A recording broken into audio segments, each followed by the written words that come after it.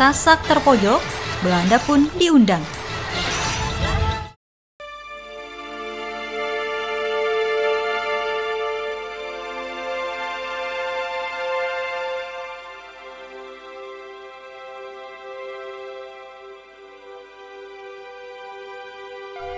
Gencatan senjata yang coba ditawarkan Raja Mataram tidak mendapat respon baik dari pemuka Sasak. Para pemuka Sasak telah bertekad, peperangan harus lanjut. Tidak peduli musim hujan telah tiba. Air hujan yang biasanya membawa kesejukan, tidak sedikit pun mampu memadamkan api perlawanan pasukan Sasak. Mereka siap membasuh tanah Lombok dengan darah dan hujan. Mataram pun demikian. Atas nama Panji Kebesaran Kerajaan, Mataram siap meladeni pasukan Sasak. Pada 22 Desember, Mataram mulai bergerak menuju desa Kau. Keadaan Kau rupanya sudah sangat lemah. Tanpa perlawanan yang berarti, Kau seperti halnya Sukarara menawarkan penyerahan diri. Selesai dengan Kau, pada 7 Januari 1892, Mataram merangsek ke desa Mujur. Meskipun sempat terjadi pertempuran dengan menewaskan 130 orang dari pihak Sasak, Mujur menuai nasib yang sama. Demi menghindari kehancuran yang lebih besar, Mujur pun menawarkan penyerahan. Meskipun Mataram bertekad untuk terus menyerang daerah-daerah yang masih dikuasai oleh Sasak, namun musim hujan rupanya telah mencapai puncaknya.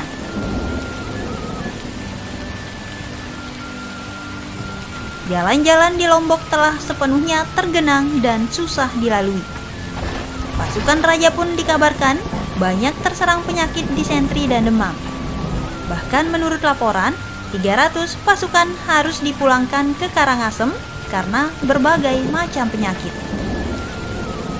Mengingat hal itu, raja memerintahkan pasukannya untuk mundur ke Mataram.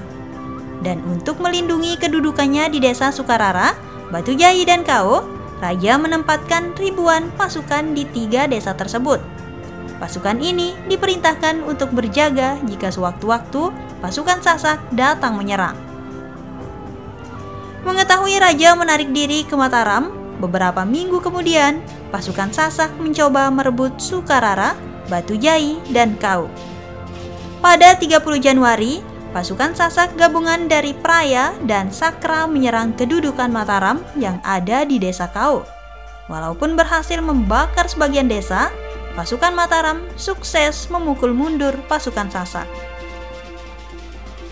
Selanjutnya pada 6 Februari, pasukan Sasak gabungan dari desa Kopang, Batu Keliang, dan Rarang menyerang Batujai. Batujai diserang dari berbagai arah. Akses jalan penghubung dari dan ke arah Batujai berhasil mereka tutup. Namun, hanya berselang 3 hari, pasukan bantuan Mataram pada 9 Februari berhasil datang ke Batujai. Pasukan Sasak pun berhasil dihalau keluar dari Batujai.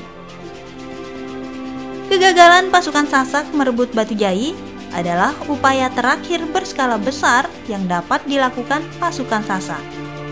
Selebihnya, pasukan Sasak hanya mampu melancarkan serangan-serangan kecil, yang tentu saja dapat dengan mudah dipatahkan oleh Mataram.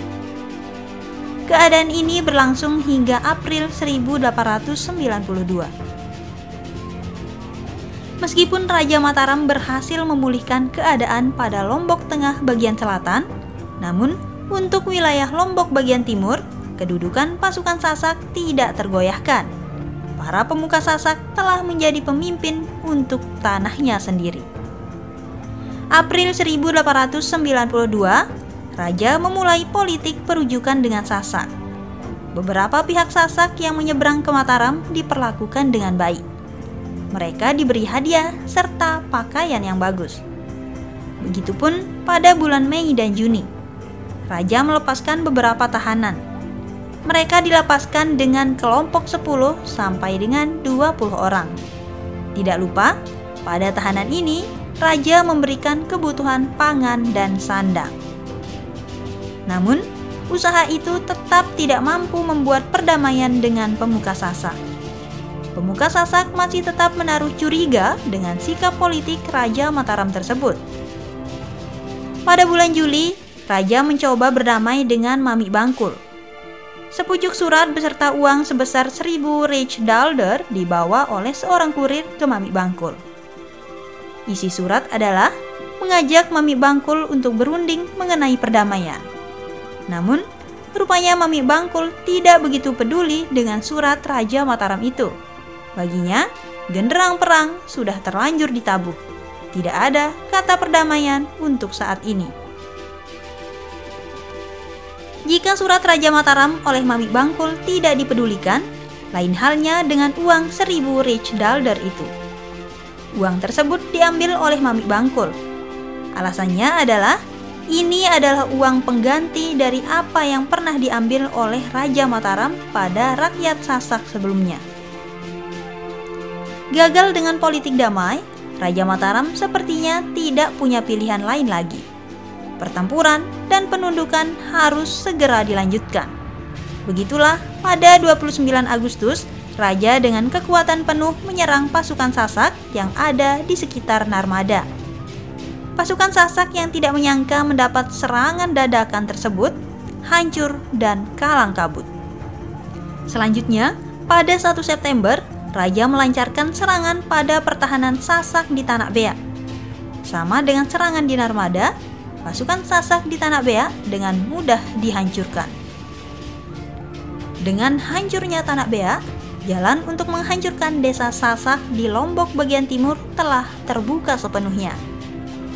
Pada 7 September, Mataram berhasil menyapu Batu Kliang. Kopang pun dibuat rata dengan tanah pada 8 September. Sedangkan Rarang mengalami hal yang sama pada esok harinya. Rarang hangus terbakar. 3 desa itu benar-benar hancur. Hampir tidak ada perlawanan dari rakyatnya. Penduduk yang selamat melarikan diri ke Masbage dan Peraya. Pada 18 September, Mataram berhasil mencapai Kota Raja. Kota Raja sendiri adalah desa yang paling setia dengan Mataram. Selama Congah berlangsung, Kota Raja tidak sekalipun berkhianat pada Mataram. Di Kota Raja, sambil memulihkan stamina pasukannya, Raja dan seluruh pembesar Mataram mulai memikirkan taktik untuk menghancurkan Masbage, Sakra, Jeruwaru, dan Pringgabaya, 4 desa besar yang masih dikuasai oleh Sasak. Ketika Raja Mataram sedang menikmati waktu istirahat di Kota Raja, lain halnya dengan beberapa pemuka Sasak. Serangan Mataram pada Batu Kliang, Kopang, dan Rarang telah membuat mereka geger. Secara hitung-hitungan kekuatan, meskipun jumlah pasukan Sasak jauh lebih banyak, namun menghadapi Mataram dengan pasukan yang terlatih serta persenjataan yang lengkap dan modern telah membuat para pemuka Sasak menyusun rencana baru. Salah satunya adalah meminta bantuan Belanda.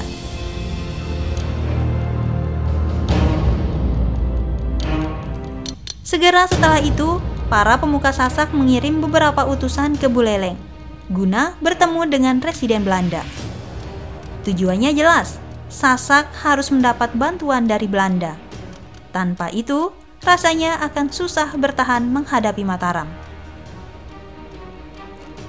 Bagaimanakah reaksi Belanda terhadap permintaan para pemuka Sasak itu? Bersediakah Belanda membantu pasukan Sasak dalam menghadapi Mataram? Dan bagaimanakah nasib Masbage? Akankah Masbage akan dibumi hanguskan juga oleh Mataram? Saksikan terus kelanjutannya di channel ini.